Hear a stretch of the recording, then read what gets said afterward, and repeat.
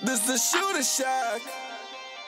Brett McMoney, Patty G got the stats.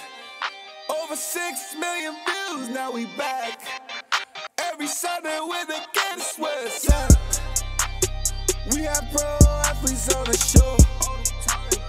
Number one, we used to picking winners. NFL, NHL, NBA, MLB, and that NCAA. Season 2 coming live in your face.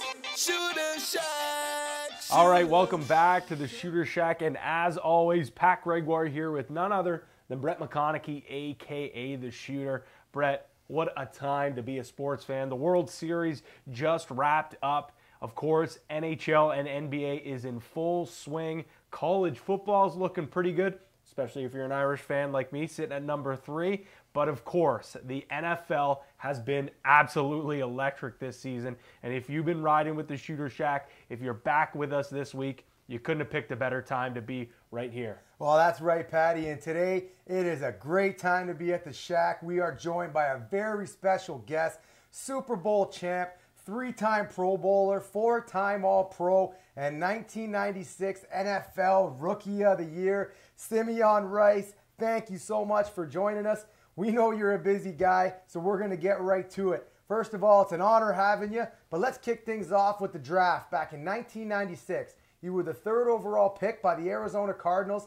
Did you know you were going that early? And can you tell us a little bit about your time in Arizona? Yes, in 96, I knew I was going to go early. Again, junior year, I was a projected #1 pick. So I could use the laws of deduction that I went back to school. I was going to come out again. I had another big year my senior year, just as big as my junior year. And I was, at that point in time, I was the highest watched college players amongst college players by Sports Illustrated. I was up for every award, the Lombardi Award. I was even up for the Heisman Award. I'll never forget that. So I was one of the defensive players that was able to rise to those heights and have one of those very unique, legendary college careers. So I knew it was going to be interesting. And so I got drafted by the Arizona Cardinals. Came in right away, had a big impact, very big impact. Missed all of camp and still had enough swag and tenacity and energy and brilliance on the field to come in my rookie year to do some damage and set the rookie sack record as a rookie. Had Pro Bowl votes as a rookie. I think I was an alternate. So I came on right away, right out the gate, and I did some things that was just, legendary. And that year, it was an interesting year because that year my coach was Vince Tobin. He kept saying, Simeon, he called me in office like, Simeon, you got to stop telling people that you're going to be Rookie of the Year. And I was like, but I am going to be Rookie of the Year. He's like, I know, but you understand how hard that is. I was like, but I'm going to be Rookie of the Year. At the end, I got Rookie of the Year. And he was like, whoa, he called me in office like, you don't understand how hard that was. And I understood what he was saying all in all because it was one of those things that I was putting pressure on myself, but I loved the pressure. I loved it. I invited it. And I felt like I was built for it. I really had a good time in Arizona. To me, it's all about ball. It's all about how you go about your sport professionally. Now, I made it extremely hard on myself because I really wasn't a pro in terms of being on time. And, I had all my boys living with me, so we playing, back in there, it was like Dreamcast. We was playing Dreamcast and video games all night, and I'm showing up to practice late, and I don't even drink and smoke. And cats will say, Sim, you don't even drink and smoke, but, you out all night and so on and so forth. So I made it rough on myself from that standpoint. But from a player standpoint, I'm a throwback player in terms of how I go about my sport, in terms of how I work. So I was a hard worker. I was a worker bee. All talent aside, I worked and I worked and worked. So the organization treated me well. I can't complain about that. The city was cool. I was a little culture shock coming from Chicago to Arizona at that time because I grew up in a very melted pot in a very integrated city. And Arizona was very white. And I came in and I was like, oh my God, I don't see any black people.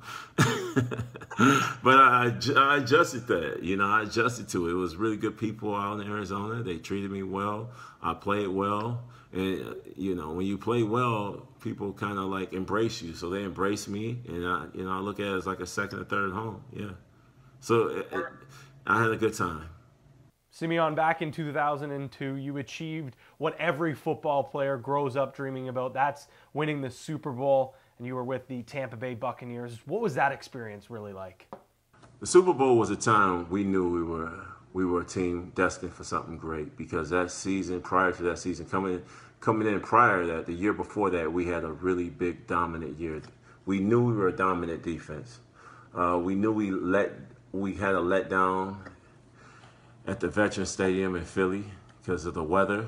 You know, I don't want to say because of the weather. They outplayed us, but it was that Tampa team was we were noted for not being able to go in inclement weather and playing well. But after that, during that summer, and we all stewing about that situation that we had in Philly, we knew we were a team that had to get destined back to really exercise our demon. And coming in that season, we were all right. We were in shape. We were mentally right. We were mentally strong. We knew, all of us, myself, Warren, we knew we were at the height of our powers, and if we was going to make a move, it was going to be that year. We knew we had a good enough defense the year prior to do something special. So that was our moment, and we was going to make sure that moment was going to shine for us. So coming into that game against the Raiders, we knew without a doubt in our minds, with a coach that we had a new guy in charge, and John Gruden, we knew that we were a team that was going to be destined for doing something very special. Our defense was so good, it was on offense. All right, Sim, currently you are sitting 19th on the all-time sack list. You got to tell the viewers at home the toughest quarterback to take down in your day, and who was your favorite quarterback to sack? When I retired, I was ninth on the list. It is funny how as time go down, you go down further and further on the list, and it is what it is.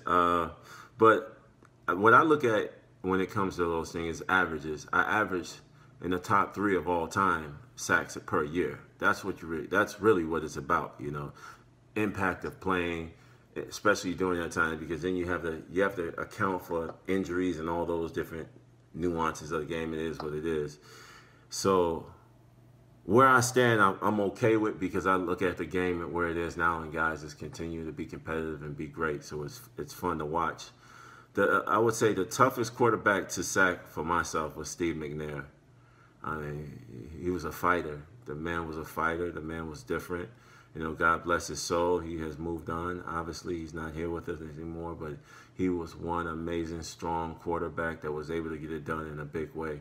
And who I look forward to, anybody every week. There was nobody special in my mind. Everybody had a target on themselves. From Brett Favre to Donovan McNabb, everybody had their different storylines. When you want to be great at something, you have to find that thing, that it factor every week, and bring it. And not just bring it, but make it special to you. So those storylines to yourself, within your own mind's eye, propel you and inspire you and motivate you to be different.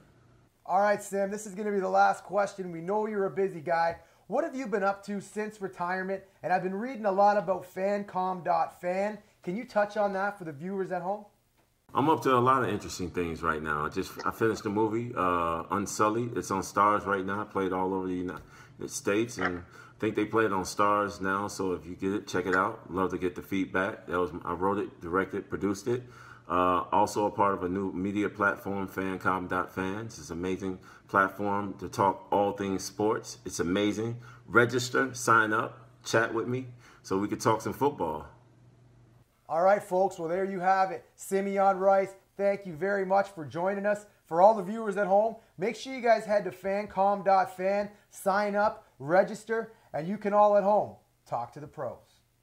Brett, that was pretty cool having NFL all-time great Simeon Rice down here at the Shooter Shack, and that fancom.fan sounds pretty cool as well, allowing fans to interact with pros. And speaking of pros, if you're talking about making picks, well, there isn't a better guy in the business than the man right here, Brett McConaughey, a.k.a. The Shooter.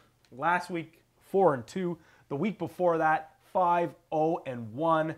So, Shooter, you're on an absolute heater. But with that being said, you're always on a heater. So, the folks at home, they like the interview, but they're looking to stuff their pockets. So, let's get this thing rolling. And that's it, Patty. In the first game of the Shooter spread this week, The Indianapolis Colts in search to end a 3-game losing streak when they visit the Houston Texans on Sunday in a clash of AFC South rivals down at NRG Stadium.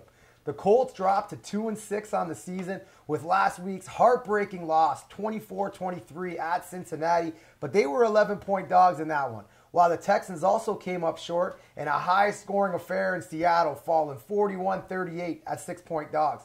The Texans have fallen to a 3-4 straight-up record, but have been a consistent bet on the sportsbook, covering 5 of their last 6 games. The club's recent contests have been high-scoring, and they have averaged 39 points per game in 5 of their last 6 outings. And they've also surrendered 41 or more points in 2 of the last 3. For the overbetters, these guys are 5-0 and on a hot run. But the Colts are 23-7 straight up in their last 30 games against the Texans, while the Texans are 10-3 straight up in their last 13 games after a loss. Houston, 5-1 against the spread in their last 6 games. But with that being said, Patty, I am going with the Sean Watson and the Houston Texans. It's a heavy spread on the plate, but I got a fork and knife and I'm ready to cut into this sucker. And I'm taking the Houston Texans at -13. Okay, guys, if you haven't noticed, we've got 4 buckets on the table right now. So that means Shooter is going to give you guys a tasty treat in the last 2 picks for the Shooter spread. We're going to hit it rapid style. So, Shooter, these 2 games, who do you think is going to come out? Well, Patty, first of all, we're heading down to Lambeau Field in Wisconsin, and we got the Green Bay Packers hosting the Detroit Lions. And to the short of it, Patty, I think the loss of Aaron Rodgers is going to be too much for this Packers team to overcome right now. I like the way the Lions are playing. I like the way Matty Stafford's throwing that football. And with that being said, I am taking the Lions at -2. Can you smell that, Patty? I can taste the ginger in the air, and we're heading down to South Florida with Jacksonville hosting the Cincinnati Bengals and Andy, the Red Rocket Dalton. Something about it this week just feels so right, and I hate saying it, and I'm going to take a little bit of criticism for it. But, Patty, I am taking a 1.5, and I'm grabbing the Cincinnati Bengals at +6. So just to recap these 2 guys, I got the Detroit Lions at -2 and the Cincinnati Bengals at +6. Well, Shooter, I don't know about you, but this rapid style thing, I could get down with it for sure. And I know the folks at home, they're going to be pleased with that too, because it only means that the picks are coming fast and furious at them. So let's keep them on their toes and give them their picks for the Brett McMoney line and the Shooter Suey. Well, first of all, with the Shooty Suey this week, we are going with the Los Angeles Rams to take care of those depleted New York Giants. And with the Brett McMoney line this week, I am taking the Seattle Seahawks. They're at home against the Skins, and they're going to get the job done. So the Shooty Suey, we got the Rams. And with the Brett McMoney line, we are going with the Seattle Seahawks. All right, Shooter, it's everyone's favorite time of the week. The kettle is on. The Tetley tea bags are ready. So everyone at home, they want to know, where is their money going on the Teabag Teaser? Well, Patty, it's simple this week. We got ourselves a 2-teamer, 7 points, and we're going to get it started with the Houston Texans at -5, and then we're going to head to the city of brotherly love, and we got the Philadelphia Eagles at -1.5. They're at home to Denver. So we got the Texans at -5 and the Philadelphia Eagles at -1. Get the Teabag ready and drag that sucker right across your bookie's chin. Folks, there you have it. Another electrifying episode of the Shooter Shack in the books. You got your picks for this week. That is guaranteed to stuff your pockets. And of course, we had an amazing interview with future Hall of Famer Simeon Rice. We can't thank him enough for coming down here on the Shooter Shack and joining us. Now, Shooter, before we do take off, you got something to tell the fans at home. And that's it, Patty. First of all, thanks to Uncle Sim for sitting by and having a chat with us this week. But make sure you guys head to the website, theshootershack.ca, grab an investment package. So many people are stuffing their pockets with cash. And you know what? If you're not doing that, it's okay. Just keep tuning in week after week. Patty and I can't thank you enough. Patty, thanks for joining us. And we'll see you guys next week with another episode of the Shooter Shack. HOP. Whatever.